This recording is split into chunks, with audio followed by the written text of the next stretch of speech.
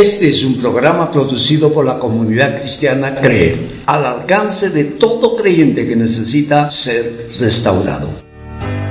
Una vez más, hermanos unidos, reunidos aquí en la presencia de Dios, guiados por el Espíritu Santo para continuar el tema, Señor, en esta vez la tercera sesión de justicia de Dios. Ya me imagino que hasta esta oportunidad ya ustedes han experimentado cómo obra la justicia. Hemos dicho que la justicia es naturaleza de Dios, es atributo de Él. Por tanto, al ser Él justicia, Él se mueve como justicia. Y además, justicia para nosotros es Cristo. Cristo es nuestra justicia. O sea, en Cristo tenemos todo lo que Dios ha dicho para quien cumpliera la ley. Y como Jesús cumplió la ley, Él tiene derecho a todas las bendiciones. Pero no solo eso, sino que también está basado nuestra salvación en la justicia establecida en un pacto con Abraham. Y eso obviamente fue mucho antes que la ley de Moisés. ¿Qué tal esta semana, hermanos? ¿Han disfrutado ya de lo que es la justicia de Dios? En donde ustedes piden algo en el nombre de Jesús y Él se los otorga. ¿Han comprobado, por ejemplo, de cómo saber si es la voluntad de Dios lo que están ustedes pidiendo? Y de acuerdo a esa voluntad, sabiendo que les oye, entonces declarar o pedir para que se haga. También han entendido que la justicia de Dios se va a desarrollar en el ambiente de vida de iglesia. Así que me imagino que habrán compartido algunos testimonios previos en la reunión que está enriqueciendo el conocimiento del tema. Aparte de que obviamente hay hermanos que nos pueden estar escuchando o han visitado la célula por primera vez y le va a servir lo que usted ha experimentado. Y si alguno por primera vez está escuchando esto por YouTube, queremos invitarle a que se conecte con nosotros para que tenga el tema completo. Esta ya es la tercera sesión. Nos escribe a Facebook, nos escribe a la página web y nosotros le estaremos enviando los links. Hay muchos temas que han antecedido a este que también los puede obtener. De manera que creemos que Dios está haciendo su obra. Estamos avanzando porque Él nos lo permite. Justicia de Dios. Bien. Vamos a orar, amados hermanos, para que el Espíritu Santo nos guíe en todo lo que vamos a hacer. Gracias, Dios, por la oportunidad nueva que nos das de poder reunirnos, Señor, a través de la web, a través, Señor, de los medios tecnológicos que tú has provisto, que este mensaje pueda llegar a lugares donde nosotros no nos imaginamos. Cualquiera que tenga un celular, cualquiera que tenga una computadora y tenga conexión con internet, con YouTube, puede acceder a esto. Que tu gracia, Señor, corra a través de la red, corra sobre el ciberespacio, Señor, y llegue a los corazones que realmente lo necesitan. Oramos, Dios, porque los que están presentes en las reuniones celulares puedan conectarse con el tema y crezcan espiritualmente. Y si los están visitando por primera vez, entiendan que tú eres justo y que con solo, Señor, por fe, rindiéndose a ti, pueden obtener la justicia de Cristo en sus vidas. Te pido todo esto, Señor, para que el Espíritu Santo nos guíe en el nombre bendito de Jesús. Amén y amén. Bien, hermanos, ahora vamos a entonces desarrollar la tercera sesión de justicia basado en la carta del apóstol Pablo a su discípulo Tito. Tito es un discípulo gentil de Pablo, no era judío, y a él le encomienda que conduzca a la iglesia de Creta. Para eso le dio muchas instrucciones, y esta carta justamente son instrucciones para que trate con los diversos sectores de la iglesia de Creta. Sabe que la iglesia de Creta era muy especial. Era gente que tenía un carácter muy orgulloso, muy tercos, gente que de distintos contextos sociales eran difíciles. Y ahí que viene el término cretino. Y usted sabe, la palabra cretino, pues no es muy buena que digamos, se refiere a alguien que a sabiendas comete algo que no debe hacerlo. Gente dura que no entiende o no se somete y hace las cosas como quiere. Eso es un cretino. Eso proviene de la ciudad de Creta. Entonces Tito se está enfrentando a una sociedad diversa, con reacciones bien raras, y Pablo le da pues algunas recomendaciones al respecto. Yo quiero animarte que cuando trates con personas, mire el contexto al que pertenecen, qué nivel social, qué desarrollo cultural, qué desarrollo económico, posiciones que puedan tener.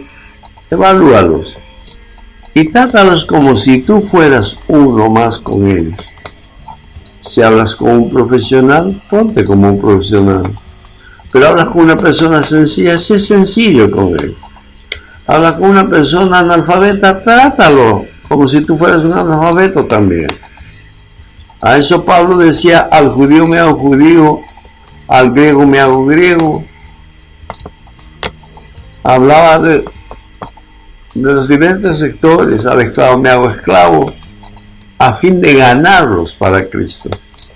Entonces el identificarnos con ellos en el nivel en que están es útil para extender el reino de los cielos. No es saludable contender sobre posiciones doctrinales. Si te encuentras con un religioso, te encuentras una persona cerrada en su profesión o cerrada en su convicción religiosa, no es necesario contender. Si te encuentras con uno de ellos, escúchale y bueno, puedes cancelar la reunión de una manera muy política, o le puedes presentar tu testimonio y quedarte con eso, y la persona sabrá que hay algo más de lo natural, que puede venir de lo sobrenatural. Así que contender sobre opiniones doctrinales que ustedes creen, que nosotros creemos, no estamos para eso. Inclusive nos vamos a encontrar con personas que provienen de creyentes, de hogares de creyentes que tienen una posición doctrinal, tienen interpretaciones bíblicas que no necesariamente edifican, y lo único que producen es confusión a los nuevos. Hay que evitarlo, amados hermanos, hay que evitarlo. En esta sesión trataré de darte ideas de cómo tratar con los segmentos, y para eso tomaré fragmentos del capítulo 3 de la carta del apóstol Pablo a Tito. Así que prepárate a recibir de Dios lo que tiene para ti y de la manera que tienes que ayudar a tus hermanos en la vida de iglesia. Como en la sesión anterior, plantearé preguntas para aplicar a nuestras vidas, para que puedan ustedes confrontar su realidad y también responderse con lo que vamos a explicar. También te sugiero que tomes todos los argumentos que desarrollamos como herramientas para que compartas tus experiencias a quienes deseas que la misericordia de Dios se derrame para salvación. No es como solamente desear la salvación de alguien o pedirle a Dios que salve. Es importante para Dios también tu testimonio, tu forma de tratar, el respaldo de lo que dices ser con tus actos. Jesús dijo, si no creen a mis palabras, crean a las obras que hago. Entonces tenemos que imitar a Jesús. Con toda esta introducción, entonces, nos hacemos la primera pregunta. ¿Qué y cómo obró Dios en ti? ¿Qué y cómo obró Dios en ti?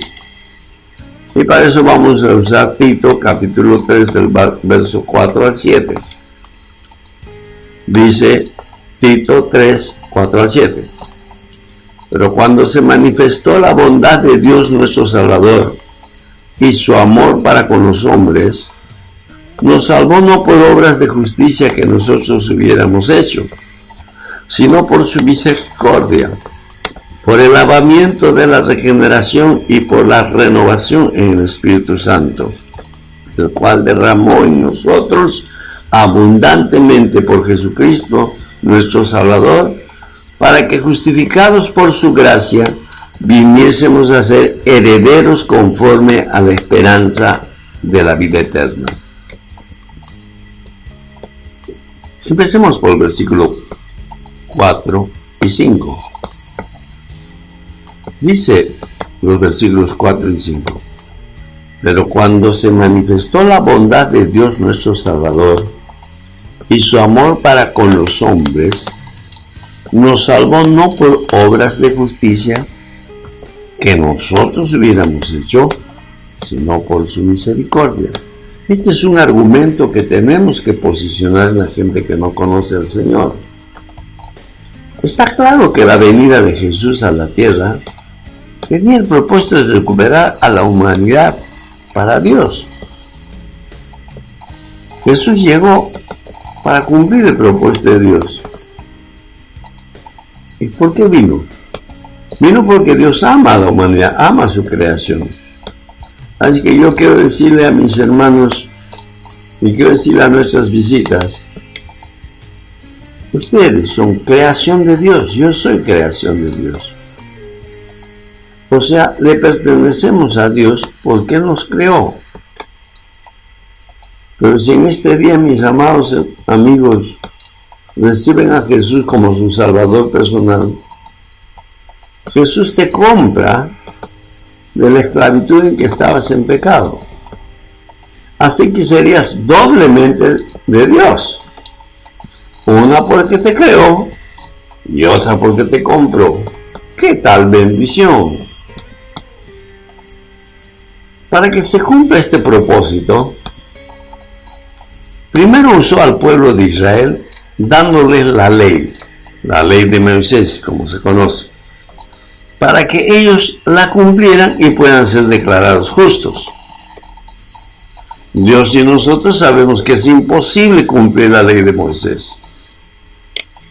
Solo fue dada para demostrar justamente que el ser humano no puede cumplirlo con sus propios recursos. No hay nada que nosotros podamos hacer que convenza a Dios que nos salve. Absolutamente nada. En cierta ocasión hablaba con un político que ha estado en cargos públicos y le hablaba de la misericordia de Dios y de la gracia para salvación. Y él me dijo: usted no sabe cuánto favor he hecho a la gente, cuánto trabajo le he dado a muchas personas. Gente que no tenía nada, ahora tienen sus bienes porque yo les hice el favor de colocarlos en puestos claves. Tanto bien he hecho que usted cree que Dios me va a mandar al infierno. Pues no, yo le dije, obviamente no, si es que usted tiene a Jesús como su salvador personal, porque las obras que usted ha hecho son obras de influencia por su posición política. Pero tiene usted acá a su esposa con cáncer y por ella usted no puede hacer nada. Toda su posición e influencia no puede hacer nada por su esposa. De modo que la gracia de Dios es gratuita y a quien la cree, a quien la necesita, Dios se la concede. Yo veía en mi esposa unas ganas de escuchar el mensaje y miraba a su esposo como quien le puede decir: cállate. Es decir, la autosuficiencia, la soberbia o los logros que pueden haber obtenido en el trayecto de su vida y que basados o usando su influencia pueden hacer cosas de repente con huérfanos, con ancianos, dar de comer a los pobres, en fin. Pueda imaginarse que por esa razón van a ir al cielo. No es así. Para que se cumpla este propósito, les digo, fue levantado el pueblo de Israel. Y el pueblo de Israel ha sido el instrumento para que Jesús venga. Y Jesús vino al pueblo de Israel y, como dice Juan 1:12, a lo suyo vino mas los suyos no le conocieron. Pero qué interesante que el texto también dice, mas a todos los que le recibieron, a los que creyeron en su nombre, les dio potestad de ser hechos hijos de Dios. Es que los suyos lo rechazaron.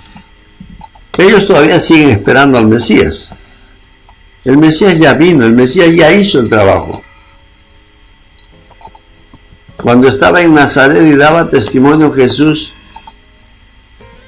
y leía Isaías 61, y le dice: el Espíritu del Señor está sobre mí por cuanto me ha ungido para dar buenas nuevas a los pobres, sanar a los quebrantados de corazón, pregonar libertad a los cautivos, dar vista a los ciegos, poner en libertad a los oprimidos y predicar el año agradable del Señor.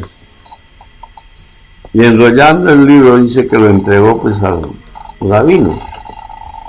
Y había una tradición de que había un asiento que nadie podía sentarse sino el Mesías cuando llegue. Y ese día Jesús entrega el rollo y va y se sienta en el asiento y todos se sorprenden al verlo así. Desde el rabino hasta el último que estaba presente, se sorprendieron de verlo sentado. Pero él se levantó del asiento y les dijo: hoy se ha cumplido delante de vosotros esta profecía. Lo que les estaba diciendo: ya llegué, yo soy el Mesías. Sin embargo, Israel no lo conoció y no lo aceptó. Obviamente, dentro del propósito de Dios y de la justicia de Dios, la promesa que le hizo a Abraham era que en su simiente, o sea, un hijo suyo, bendeciría a todas las familias de la tierra, o sea, ya no solo a los judíos, sino a toda la humanidad. Y basado en esa promesa, Jesús tuvo que venir primero al pueblo de Israel para luego de su resurrección llegar a toda la humanidad a través de la iglesia. Así que quiero ayudarte a imitar a Jesús. Si ves a una persona necesitada, para ti está en miseria y requiere ayuda, y esa miseria lo llevas tú a tu corazón, sufriendo lo que esta persona está pasando. Lo que tienes que pensar es que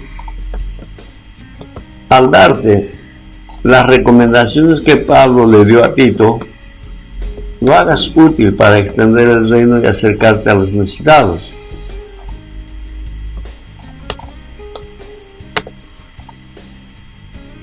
Cuando a Tito le habló de que se manifestó la bondad de Dios, nuestro Salvador, y su amor para con los hombres, nos salvó no por obras de justicia que nosotros hubiéramos hecho, sino por su misericordia.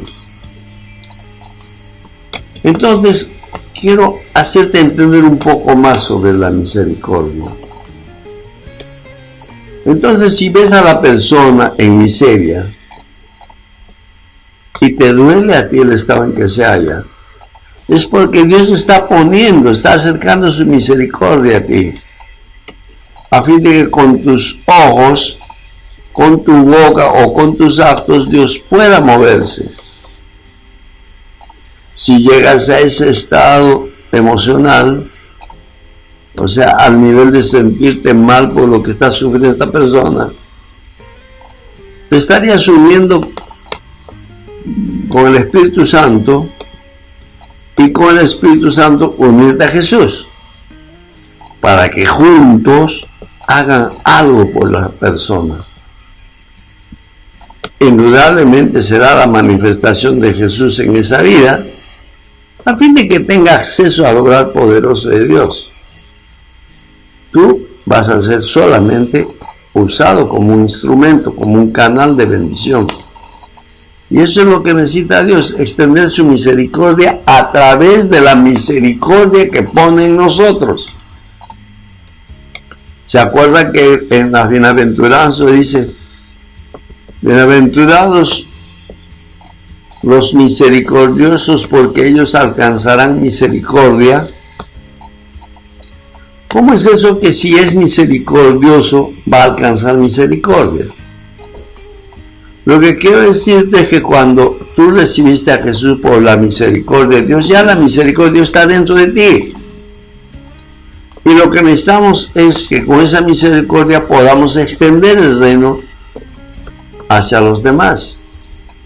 Entonces cuando dice bienaventurados los misericordiosos, tú ya eres un misericordioso porque tienes a misericordioso dentro de ti, tienes a Jesús en tu corazón, por tanto eres misericordioso. Bienaventurados los misericordiosos, porque ellos alcanzarán misericordia. Se refiere a alcanzarán la misericordia para otras personas. Tú pides que la misericordia se extienda a esa persona y Dios lo va a hacer, porque lo haces con un corazón dispuesto a servir al Señor.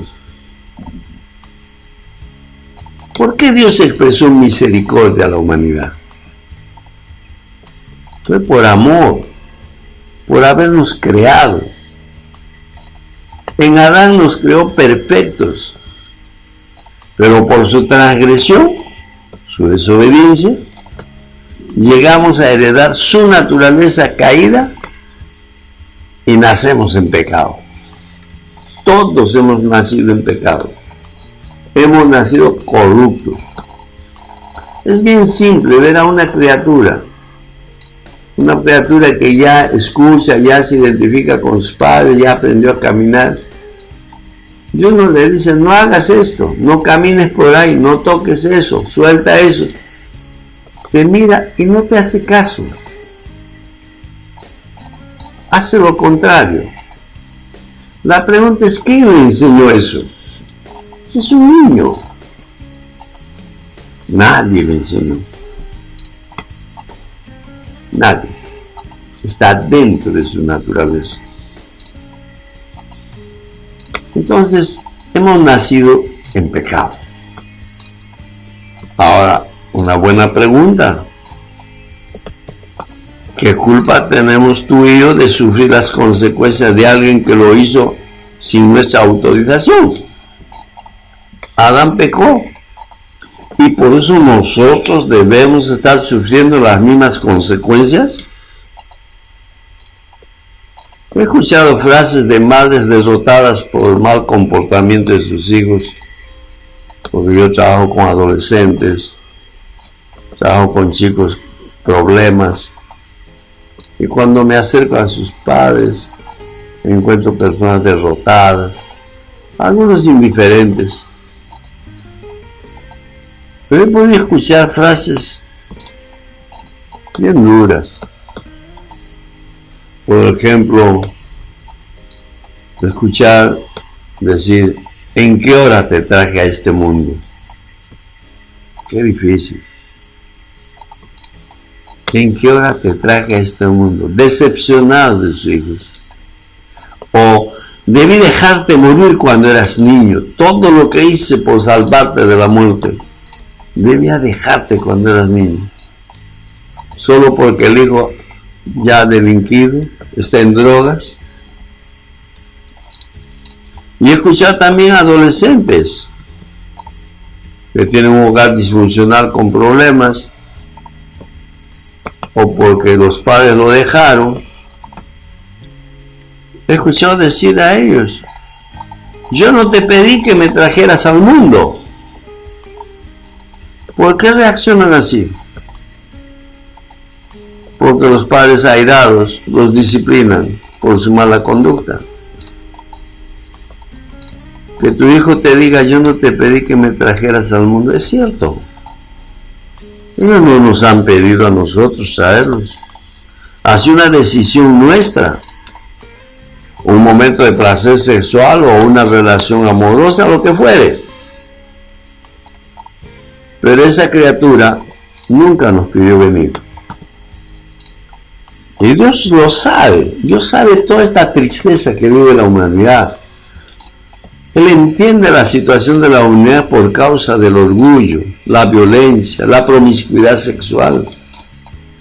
producto de las raíces ancestrales que se repiten en generación tras generación. La Biblia dice hasta la tercera y cuarta generación. Entonces,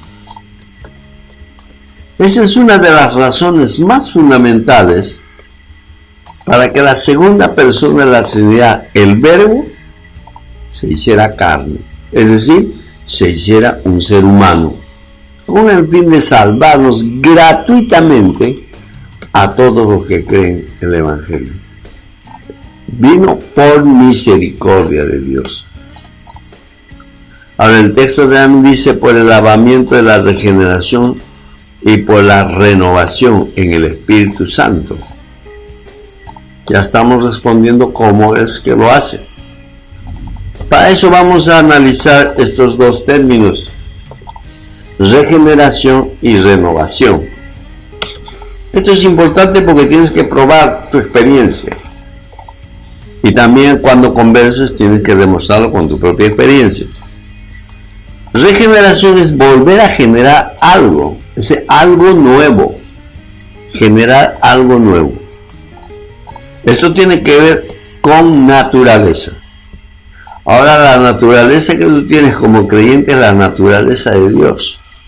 Obviamente mezclado con tu ser humano, con tu naturaleza biológica como ser humano.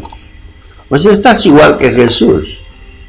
Jesús tenía las dos naturalezas. La naturaleza divina porque era Dios. Y la naturaleza humana porque nació de un vientre de una mujer, por un útero. Pero no fue engendrado por el Espíritu, por un semen humano, sino por el Espíritu Santo de Dios. No tenía pecado. Entonces somos igual. Si tú tienes a Jesús en tu corazón, tienes ya la naturaleza divina. Pero también tienes una naturaleza humana. Y es ahí donde Dios quiere trabajar. Así que recuerda que regeneración tiene que ver con un obrar especial de hacer algo nuevo. De pecadores, hijos del diablo, convertidos a santos hijos de Dios. De inservibles a útiles a la sociedad. De fracasados a exitosos. Esto es por medio de la palabra de Dios que recibe el nuevo convertido. Y como Jesús es la palabra encarnada, al encarnarse en ti, Él se encarga de lavarnos cada día de nuestra existencia con la palabra de Dios. Él le dijo a sus discípulos, cuando le lavaba los pies, y Pedro dice, no, yo no quiero que me laves. Y dice, si no te lavo no vas a entrar al reino de los cielos. Bueno, lávame la cabeza, lávame todo. No, le dijo, solo tengo que lavaros los pies, porque ya vosotros estáis limpios por la palabra que os he hablado. ¿Te das cuenta? Entonces, la palabra que nosotros meditamos todos los días, si este libro escuchas 2, 3 veces, yo te aseguro que van a suceder cosas más profundas en tu vida. La regeneración es hacer de ti una nueva persona. Ahora, ¿qué es la renovación? Que difiere de regeneración. Renovación es hacer nuevo en estado. Por ejemplo, tienes una póliza de seguro. Esa póliza la puedes usar o no usar, tiene un tiempo de caducidad. Una vez que ya está por caducar, tienes que renovarlo para continuar usando los beneficios del seguro. En este caso, la renovación hace que tu estado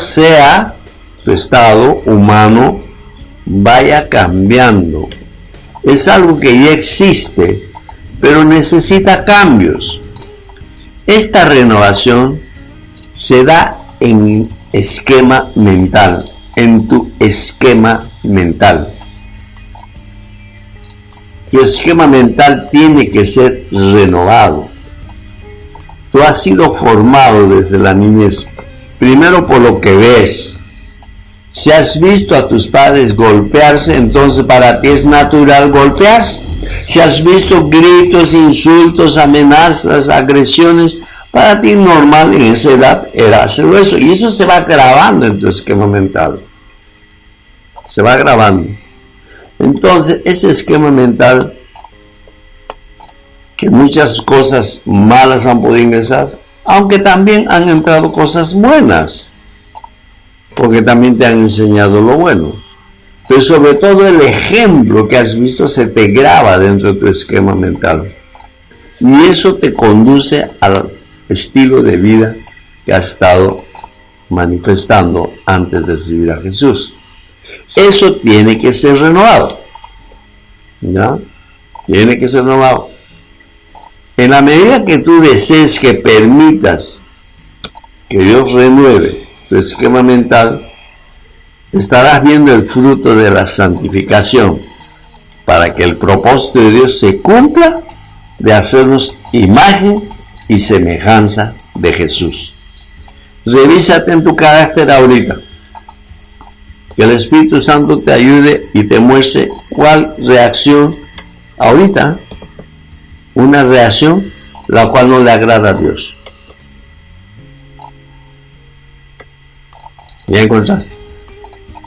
Hay algo que tú haces, pese a que no lo quieres hacer, lo haces. Eso proviene de tu esquema mental. Y eso debe cambiar. Y para que cambie, la única manera es que la palabra de Dios se establezca en tu mente y cambie las actitudes. Entonces, si tú deseas de corazón superar un área crítica de tu vida, con lo que lo vas a cambiarse con la palabra de Dios, devocional diario, meditación en la palabra, asistencia a los cultos, escucha prédica, pero no la escucha por escuchar, sino también medita en casa. Este libro puedes escuchar 2, 3, 4 veces a la vez que quieras, y cuanto más veces la pases, va a ser renovada. Algo así como que tienes una prenda sucia y bueno, lo lavas y dices, no, lo voy a volver a lavar y le pongo más detergente, lo voy a frotar bien y a veces voy a tener que usar una escobilla para que salga las manchas y la prenda queda limpia. Cuantas veces pase por el lavado, va a ser más limpio. Esa es la forma como la renovación obra en nuestro esquema mental. Y es la única manera en que tu carácter llegue a parecerse al carácter de Jesús. Y ese es el propósito por el cual Dios te ha salvado. Hacerte imagen y semejanza de Jesús. ¿Y por qué tiene que ser imagen y semejanza de Jesús? Porque cuando creó a Adán, y ahí creó a todos nosotros, nos creó como imagen y semejanza de Dios. Pero como por el pecado se malogró todo y se deterioró todo, entonces falta Jesús para que nosotros ahora seamos imagen y semejanza de Jesús, que es Dios también, obvio. Este trabajo es trabajo del Espíritu Santo todos los días.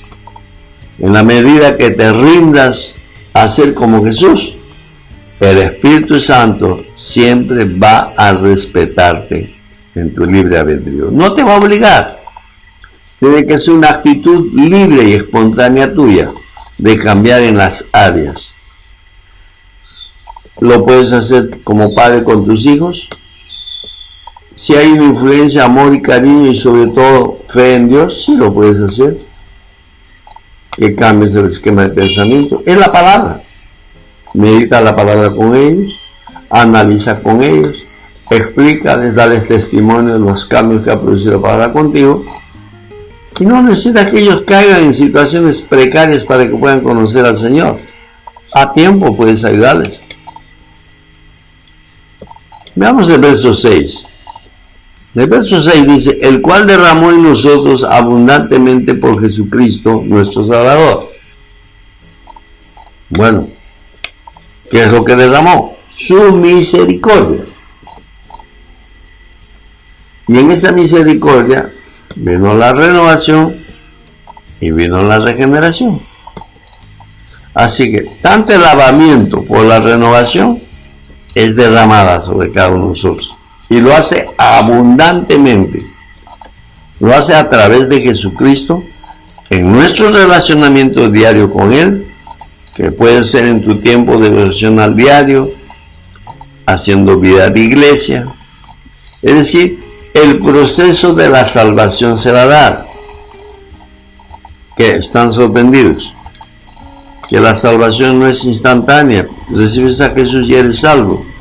Sí, eres salvo, pero es un proceso, y ese proceso, quiero explicarte, tiene 4 fases. Mira, la primera fase es la salvación de la condenación eterna. La condenación eterna es por causa del pecado. Cristo quita el pecado de tu vida y te libra de la condenación eterna, que es el infierno. Resucita tu espíritu y pone ahí el Espíritu Santo, y desde ahí comienza a trabajar. Esa es la primera salvación de la condenación eterna. Y esto tiene que ser un acto genuino, por convicción, que implica que tu nombre se inscribe en el libro de la vida. La segunda fase es la salvación del sistema corrupto en que vivimos. ¿Cuántos de nosotros hemos vivido en este mundo corrupto? Yo provenía de un sistema corrupto. Como contador hacía balances falsos, evadía impuestos. Es el sistema actual. Y Dios quiere sacarnos de ese sistema para establecer su reino. A esa fase se llama santificación. Y eso se hace en vida de iglesia.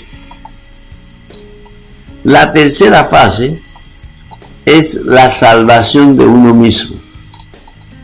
¿Cómo es eso? Dentro de ti hay 2 personas. Tu vieja naturaleza y tu nueva naturaleza. Tu vieja naturaleza se llama carne.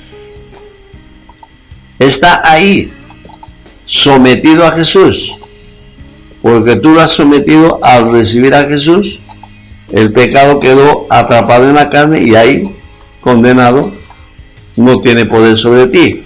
Pero tú le puedes dar poder. ¿De qué manera? Satisfaciendo los deseos de la carne. Si hay una persona alcohólica y Dios lo salva, no pienses que al día siguiente pues ya dice, bueno, ya no tomo nunca más. Hay casos que sí se da, tampoco soy extremista. Particularmente yo hacía así de un momento a otro, los cambios han sido pero rapidísimos. Pero la gran mayoría es un proceso. Si yo trato con un pitagórico, trato con un drogadicto, o trato con un alcohólico, no voy a pensar pues, que recibe a Jesús y al día siguiente ya no bebe, ya no fuma, ya no se droga. No. El cuerpo está saturado de sus vicios. Es el espíritu edificante y la palabra que comienza a cambiar su sistema mental, y hasta las neuronas que están atrofiadas van siendo regeneradas y las actitudes cambian. No dudo que hay milagros que de inmediato te puede cambiar. Eso no lo voy a cuestionar. Lo ha hecho también en administraciones que he tenido. En mi propia vida ha sido un cambio así dramático, rápido. Pero en la gran mayoría no. El cambiarte a ti mismo implica una lucha interna contigo mismo. ¿Lo hago o no lo hago? Voy donde este amigo, pero este me va a llevar a tomar. Toda la vida toma. ¿Voy o no voy? Tengo que luchar. Ahora no estoy hablando solo de alcohol, de cigarrillos, de droga. ¿Y qué de la comida? Cuando el médico te dice no coma esto porque le va a afectar a esto, de corazón, lo que fuera. ¿Acaso la carne no reclama comer lo que te prohíbe? Hay una persona dentro que Pablo lo identifica como cuerpo de muerte. Al punto de decir, ¿quién me librará de este cuerpo de muerte? Dios en su tercera fase te salva de ti mismo. Y eso es cuando ya tu esquema mental ya ha sido pues cambiado posiblemente al 80%. Yo no diría 100% porque no creo que tengamos que morir con el 100%. Por la misericordia de Dios llegaremos al 90, 95.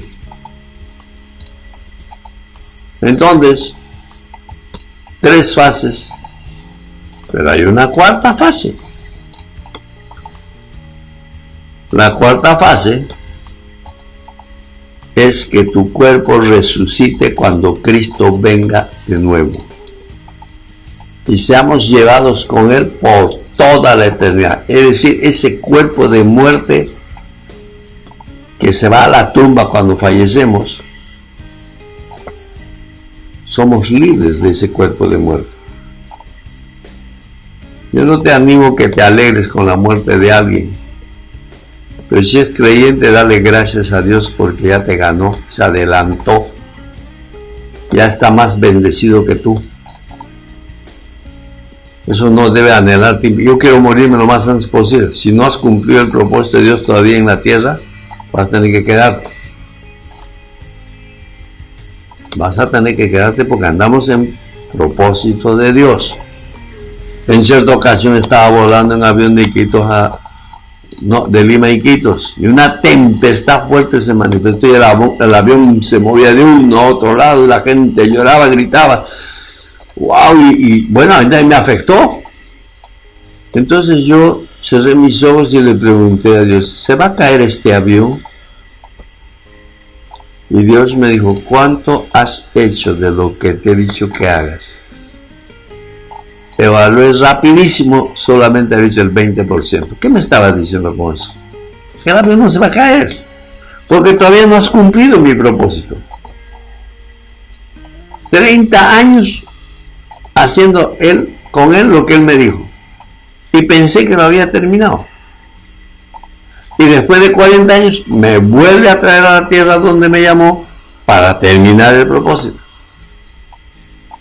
Así que en función del propósito de Dios se determina tu existencia en la tierra. Pero recuerda, la muerte es un premio, es la liberación de ese cuerpo de muerte.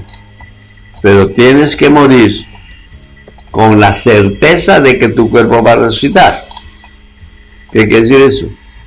Que la esperanza de la resurrección debe estar bien grabada en ti por el testimonio y la convivencia que has tenido con Dios.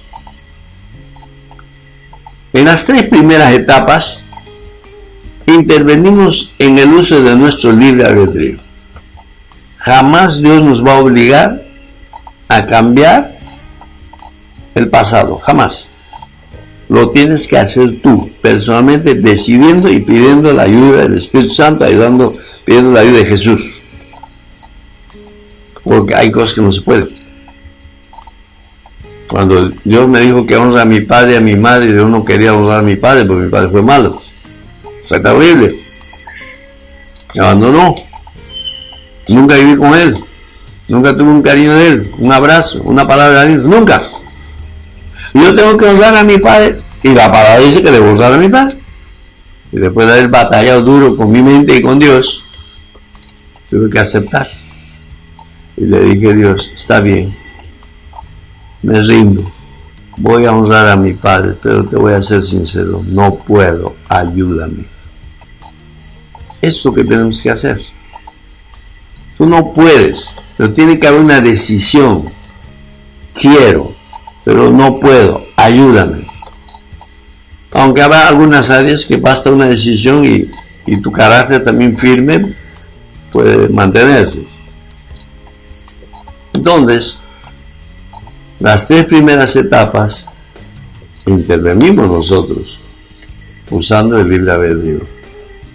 Pero la 4ª etapa debe estar en ti en esperanza, como fruto de las 3 primeras etapas que has pasado. ¿Y sabes qué? Debemos estar seguros de eso. Algo así como que cuando estudias en la universidad una carrera, esperas obtener un título académico, por eso te esfuerzas, estudias, te amaneces, haces tanto.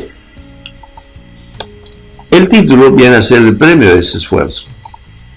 ¿Cuál será nuestro título? ¿Cuál será el premio, el primer premio que obtenemos por estas tres fases de la salvación? La cuarta, la resurrección de tu cuerpo, cuando Cristo venga. De eso tienes que estar bien seguro. Cuando Cristo venga, yo me voy con Él. Y esa cuarta etapa es esperanza. Tú ya no tienes que usar el libre albedrío. Es Dios quien determina cuándo partes. Él es el que te va a liberar de ese cuerpo de muerte. El versículo 7 dice: para que justificados por su gracia viniésemos a ser herederos conforme a la esperanza de la vida eterna. Hasta que hemos visto resultados naturales que se hacen realidad de manera sobrenatural. Pero la justificación es meramente espiritual y potestad del Padre, que nos declara justos, o sea, aprobados por Dios el Padre. Y esto como resultado de su justicia al habernos convertido genuinamente a Cristo. El hecho de esta conversión genuina en esa justicia inscribe tu nombre y el mío en el libro de la vida. Y sabes que esto solo lo sabe Dios y tú. Lo sabe Dios y el que se convierte. Debe ser una convicción que se debe tener por haber entregado su vida a Cristo. Yo tengo esa convicción. Y oro porque tú también lo tengas. Mi nombre está inscrito en el libro de la vida. Declara conmigo: mi nombre está inscrito en el libro de la vida. Si tienes una leve duda cuando lo has declarado, una buena oportunidad para orar y decirle: Señor, yo quiero estar seguro que mi nombre está inscrito en el libro de la vida. ¿Algo tengo que hacer? Es probable que tu conversión fue emocional. Es probable que tal vez hasta pudo haber sido mecánica. Que el que te evangeliza y se vas a recibir a Jesús como Salvador, haz la oración, repite conmigo estas palabras. Y repite las palabras y luego te dice: yo voy a orar y Dios te perdona tus pecados y te declara hijo de Dios. Pero si no ha habido una convicción, un arrepentimiento, ver su realidad y desear un cambio en Dios, no hay una entrega de Cristo al 100%, disculpa, hermano, tu nombre no estaría inscrito en el libro de la vida. Y usa esta oportunidad para revisar eso, meditar en eso. Y no necesitas de un pastor para corregir eso. A solas ya tú puedes entregarle tu vida a Cristo y recibirlo como tu salvador personal. O si necesitas el líder o pastor, puede ayudarte a hacerlo. Eso no es malo, ni siquiera debe avergonzarte. Al contrario, debería decir: gracias, Señor, porque a tiempo me diste la oportunidad. Qué terrible sería que te des cuenta después de morir que tu nombre no está inscrito en el libro de la vida. Entonces, la justificación nos pone en esa posición espiritual. Y la posición en que nos pone, dice el texto, es de herederos de todos los beneficios que Cristo ganó en la cruz del Calvario. Ya no solo te ves como un hijo adoptado, sino como heredero de todo lo que Cristo tiene. Y esa herencia la puedes disfrutar ya, disfrutando aquí en la tierra, haciendo una vida consagrada a Dios. Hay paz, hay gozo, hay felicidad. Ya. O sea, no estoy hablando de cuestiones económicas, mucha plata, mucha posición. La paz interior con plata o sin plata. La justicia de Dios aplicándose en tu vida, haciendo una vida agradable. ¿Te das cuenta? Entonces, somos herederos de todos los beneficios. Y esos beneficios deben ser disfrutados aquí en la tierra, en parte como primicia, dice Pablo, pero también en la eternidad, con Dios plenamente. Esto es en esperanza, porque empezará en nuestra resurrección, cuando Cristo venga. Es decir, en la cuarta etapa del proceso de la salvación. Ahí vamos a disfrutar de la herencia, o sea, somos herederos conforme a la esperanza de la vida eterna, dice el verso 7. Vamos con otra pregunta. ¿Cómo vamos? ¿Se entiende? ¿Estoy claro? Si tiene dificultades o hay algo que no hace, diremos, efectivo este mensaje y tienes una sugerencia, nos puedes escribir. O el líder nos envíe un mensaje, ya sea por Facebook, o sea a la web. Bien, vamos a continuar con otra pregunta. ¿Por qué tuvo que enviar Dios al Espíritu Santo? Bueno, ya hemos visto las 4 etapas de la salvación. En todas estas etapas interviene el Espíritu Santo. Y Él interviene para hacer realidad lo invisible a visible. ¿Y por qué? Para que todos lo vean. Para que todos lo vean. Yo conocí a un varón que era duro para el evangelio. Su esposa se convirtió. ¿Cómo le hacía problemas a su esposa? Un día borracho quiso quemar la casa para que se mueran los cristianos porque su esposa y sus 2 hijos se convirtieron. Terrible. La golpeaba. Y oramos por el varón. Oramos por él. Él tiene un negocio en un mercado. Y una vez la mujer vino con los ojos hinchados, amoratados por los golpes que le había dado, diciendo, a ver, anda hacia tu iglesia a ver cómo te ven. A mí me dolió duro. Oré a Dios y le dije a Dios, ya basta, esto es demasiado. Y comencé a entrar en una posición diferente ya de intercesión. Consolamos a la hermana y le dijimos, hermana, Dios está tomando en cuenta estos sufrimientos. Vamos a ir orando para que tu esposo cambie. Aunque no le dije dentro de mi corazón, si no va a cambiar, va a dejar de existir. Bueno, nuestra oración fue fuerte. Se convirtió el varón. Ha llegado a ser uno de los pastores del equipo que tengo. Uno de los pastores que ahora tiene una iglesia bastante bien plantada. Pero ¿qué es lo que le cambió a este hombre para que pueda pensar de que Dios es real y que lo que está pasando con su mujer y sus hijos es real? A su negocio venía todos los días un borrachito, un joven, totalmente ebrio, pidiéndole 2 soles para que pueda comprar algo de comida. Lo hacía todos los días. Ya era costumbre. Hasta que dejó de venir. 1, 2, 3 meses. Ya no venía. Así que él pensó que había fallecido. Seguro que Juanito se murió. Ya no viene. Hasta que un día se aparece Juanito. Bien vestido. Con otro rostro. Era irreconocible. Y se le acerca y lo saluda. Le dice, le mira bien. Soy Juan, le dice. Sí, pues eres Juan. ¿Qué pasó? Te veo diferente. Y él le dijo, Cristo entró en mi corazón. Ahora soy hijo de Dios y estoy evangelizando en los parques. Se quedó frío. Y recién pensó en que podía ser real Dios. Vino a la iglesia acompañando a su esposa y se convirtió conmigo. A los 3 o 4 años ya asumió un grupo. Y con un grupo levantamos una iglesia en un lugar difícil. Eso es lo que hace Dios. Eso es. Para eso manda el Espíritu Santo. Para hacer visible lo que es invisible. Para hacer posible lo que es imposible. Yo quiero que abras tu Biblia en la carta a los Romanos, capítulo 8.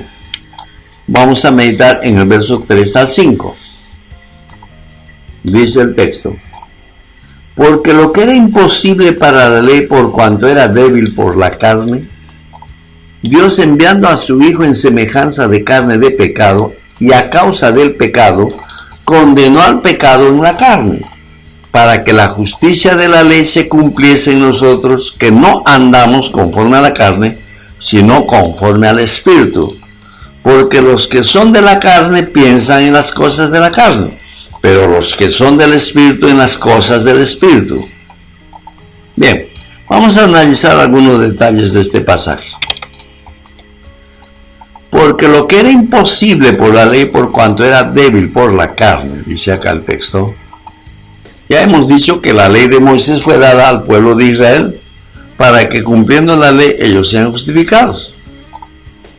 Pero usted ya sabemos que en lugar de lograr cumplir la ley, mataron a su Mesías prometido. Lo que no sabían era que en ese hecho estaba cumpliendo el propósito de Dios, que era la redención de la humanidad. O sea que gracias a la incredulidad de los judíos, tú y yo somos salvos. Ningún ser humano puede cumplir la ley de Dios, porque somos débiles por causa de la carne, por causa del pecado. Somos débiles. En la carne radica Satanás, reinando con los inconversos. Antes de convertirte a Cristo eras esclavo y sirviente del diablo.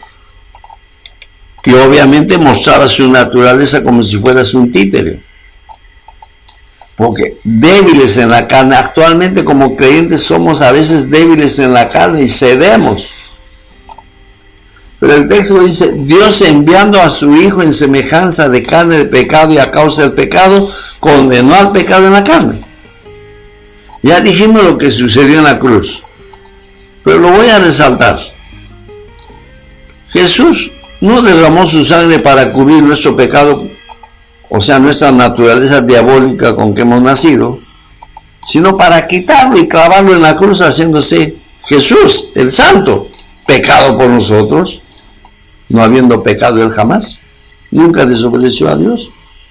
Sin embargo, él se hizo pecado, quitó el pecado de la humanidad, pero se hace efectiva al creer y recibir a Jesús. En esa obra expiatoria condenó al pecado, o sea, condenó a Satanás a la carne, para que los que creen en Jesús, de modo que ya son libres de la esclavitud satánica, sean seguidores de Jesús. A eso se llama discípulos de Jesús. Y en la medida, de acuerdo al propósito de Dios, en la medida que avancen, puedan llegar hasta ser sus siervos. ¿Te das cuenta? Jesús vino porque nosotros somos débiles para lograr lo que Dios quiere. Tiene que ser Él en nosotros, haciendo realidad. El verso 4 dice: para que la justicia de la ley se cumpliese en nosotros, que no andamos conforme a la carne, sino conforme al Espíritu. Esto es maravilloso, hermanos. Esto es maravilloso. Que Jesús haya tenido que cumplir toda la ley de Moisés hasta los 33 años de edad. Y allí, voluntariamente, tomar la decisión de hacerse semejanza de pecado, o sea, semejanza de Satanás, muriendo en la cruz. Su muerte es expiatoria, porque por creer en lo que hizo por nosotros, nosotros morimos con Él en la cruz. Y también resucitamos en su resurrección al bautizarnos en agua. Si todavía no está bautizado o bautizada en agua, necesitas hacerlo, porque de otra manera la resurrección de Jesús no va a operar en ti. Los cambios no se van a dar. Ese es el primer paso que tienes que dar después de tu conversión: el discipulado y bautismo en agua. Esto se manifiesta en la realidad cuando, como creyentes, no vivimos a la manera de Satanás, sino a la manera de Jesús. Vivir a la manera de la carne es vivir como inconversos, satisfaciendo los deseos de nuestra vieja naturaleza, aquellas cosas que tanto daño nos hacían o que hacen daño a los demás. El seguirlo manifestando es darle concesiones a la carne. En cambio, vivir conforme al Espíritu es vivir bajo el gobierno de Jesucristo. Él está en nosotros como Espíritu y está mostrando el carácter de Jesús en nuestros actos. Si nosotros nos rendimos a Él y les rogamos que nos ayude a ser como Él. Eso es vivir conforme al Espíritu.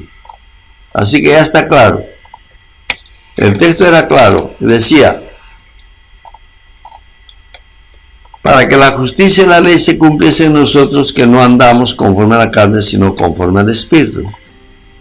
Entonces la justicia de Dios se cumple en nosotros porque andamos en el Espíritu. Hacemos vida de iglesia, vivimos con el Espíritu, nos movemos con el Espíritu.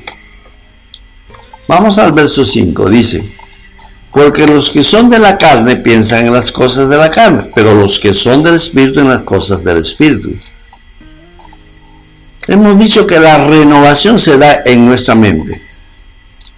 Y esta declaración deja bien claro que en los creyentes su mente está puesta en las cosas del Espíritu.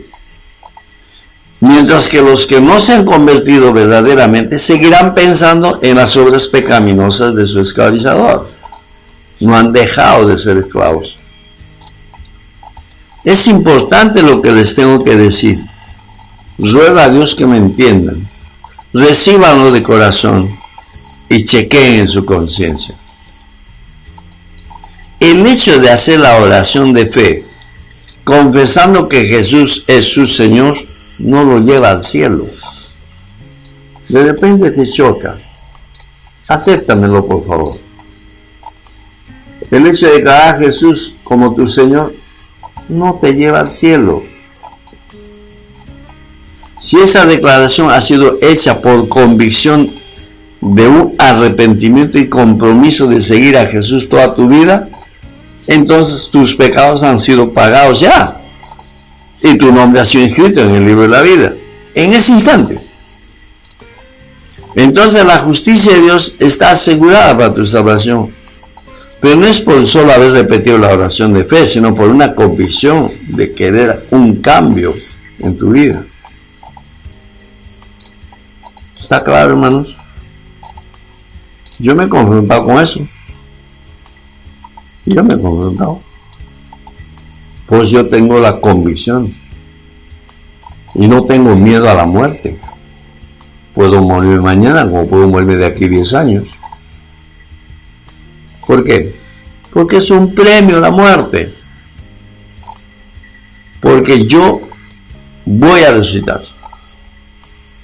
No porque he hecho solo la confesión de fe de declarar a Jesús como Señor, sino porque he seguido las huellas de Jesús.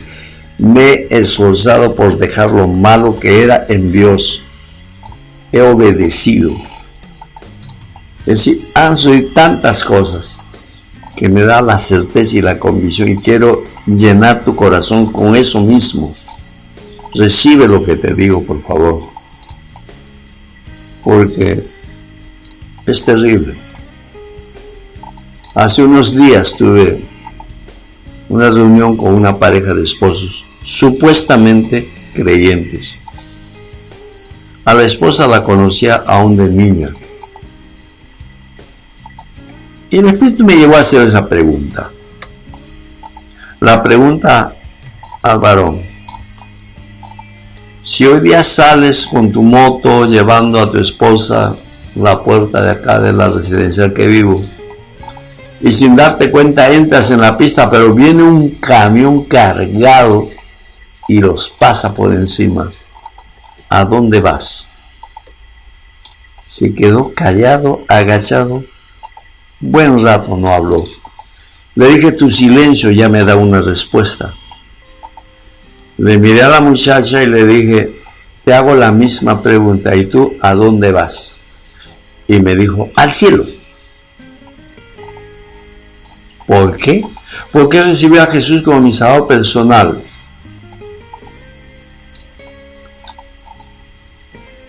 luché en decirle lo que le dije. ¿Y quién te ha hecho creer que vas a ir al cielo porque declaras que Jesús es tu Señor y porque lo has recibido en tu corazón así una más? Se quedó fría. ¿Sabes qué respondería yo? ¿Por qué debo hacerlo? Porque Dios es mi Padre. Yo soy su Hijo. Cristo Jesús me ha hecho su Hijo. Soy hermano menor de Jesús. Y Jesús dijo, el que me ama, mi palabra guardará. Si yo no guardo la palabra de Jesús, no le amo a Jesús. Y si no le amo a Jesús, no amo al Padre. Dios dio por amor a su Hijo a muerte para que todos los que crean en Él no se pierdan. Así que, por haber yo hecho una confesión de fe, haber hecho una oración, viviendo una vida paupérrima, una vida que no muestra a un creyente genuino, ¿crees que voy a entrar al cielo? Si Dios es santo, 3 veces santo, y nada inmundo puede entrar en su presencia, ¿crees que un estado así, porque he hecho una confesión de que Jesús es mi Señor y lo he recibido como mi Salvador personal en una oración, vas a entrar? Jesús dijo, no todo el que me dice Señor, Señor entrará en el reino de los cielos, sino aquel que hace la voluntad de mi Padre que está en los cielos. La muchacha estaba llorando. Hermanos, es serio este tema. La justicia de Dios se aplica por convicción. Así que, recuerda, no todo el que dice Señor, Señor entrará en el reino de los cielos, sino el que hace la voluntad de mi Padre que está en los cielos. Eso lo dijo Jesús. Si quieres leerlo tú personalmente, es Mateo 7, verso 21. Bueno, mi espíritu me dice que he creado algunos conflictos en algunas personas dentro de su corazón. Yo quiero decirte que te amo, hermano, te amo, hermano. Perdóname si he sido duro, tal vez, pero eso es lo que dice la palabra. Acéptalo de parte de Dios. Toma el fondo, no tome la forma como lo haya hablado. Pero es una oportunidad para que tú agarres la convicción de que vas a resucitar. Necesitas tal vez la segunda fase de la salvación. O quizás ya has superado la segunda fase y te falta morir a ti mismo en algunas cosas, en algunas áreas de tu vida. Que es la tercera fase. Y yo quiero orar por eso. Pero antes, como siempre lo hacemos, alcanzo algunas conclusiones para que te lo grabes, para que con esas conclusiones puedas hacer compromiso contigo mismo. El resumen de este mensaje es que hemos sido salvados por amor de Dios y no por obras buenas que pretendan convencer a Dios que nos lleve al cielo. Nuestra salvación es producto únicamente por la misericordia de Dios. La misericordia de Dios manifestada porque en su justicia quienes hemos nacido en pecado es por la iniquidad que se ha trasladado de nuestros padres de generación en generación, y ahora que somos pecadores por naturaleza, su misericordia es la que nos saca de ahí. Otra conclusión: necesitamos todo el proceso de la salvación. Salvación del destino eterno, que era la muerte. Salvación del sistema corrupto del mundo. La salvación de ti mismo. Sería demasiado triste, me dolería mucho que nos contentemos con la promesa de ir al cielo y vivir una vida promiscua en la tierra. No. Si yo voy a vivir al cielo y Dios me está dando las primicias de lo que es aquello, no cabe que viva una vida que cause pena a la gente. La pobreza extrema, la enfermedad, la impotencia, no hablan de Dios. El Espíritu Santo ha venido para hacer realidad la justicia de Dios. Y con la intervención del Espíritu Santo, puedes vivir en el Espíritu y no en la carne. Ahora perteneces a Dios. Por tanto, tienes que vivir conforme al Espíritu y no conforme a la carne. Y la última conclusión. Necesitas crecer en tu relación personal con Jesús. Por favor, tu devocional diario. Usa el TDR. Lo puedes tener en tu celular. Lo puedes tener impreso si lo solicitas a tu líder. Todos los días. La reunión celular, no faltes. Ahí se crece espiritualmente. Las reuniones congregacionales. Este mensaje te hace crecer. Compártelo con otras personas. Envía el link a tus amigos. Esa es la manera de vivir en el Espíritu. Ahora voy a orar. Bendito Dios, gracias. Tal vez me pasé de tiempo, pero lo hice de todo corazón porque creo que tú has querido hablar de una manera más específica a algunos de mis hermanos y alguna visita que esté con nosotros, Señor, dale la oportunidad de que experimente tu misericordia. Dale sabiduría al líder o al hermano mayor que le va a ayudar a tener una salvación genuina. Gracias, Dios. Yo los bendigo y declaro que esta semana será mejor que la anterior. Que la paz de Dios, el amor de Jesús y el poder del Espíritu Santo me los traiga en victoria la próxima semana. Hasta la próxima, hermanos. Este ha sido una producción de la comunidad cristiana CREE.